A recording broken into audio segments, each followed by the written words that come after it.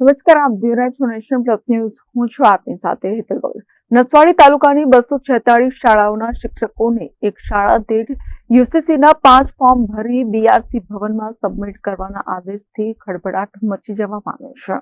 નસવાડી તાલુકાની 246 શાળાઓના શિક્ષકોને એક શાળા દીઠ યુસીસીના 5 ફોર્મ ભરી બીઆરસી ભવનમાં સબમિટ કરવાના આદેશથી ખળભળાટ મચ્યો છે. એક બાજુ શિક્ષકો શાળાઓમાં પૂરતા નથી, તો પરીક્ષા અને યુસીસીનો મુદ્દો સમગ્ર દેશનો સૌથી મોટો મુદ્દો હોય આ કામગીરી શિક્ષકોને કઈ રીતે સોંપી શકાય તેવા સવાલ ઉભા થયા છે.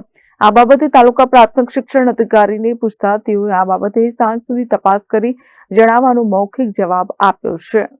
તો આ ફોર્મ શિક્ષકો પાસે લોકોના અભિપ્રાયના ભરાવા કેટલા યોગ્ય છે તેમ પણ એક પ્રશ્ન ઉભો થયો છે.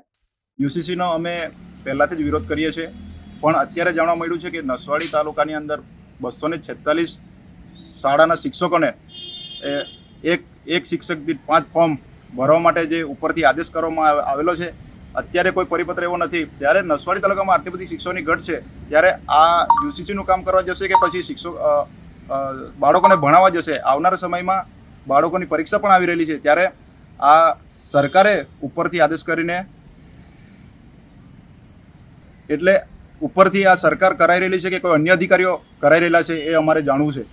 Rehan Patel, nation plus news, Chhota Udepur.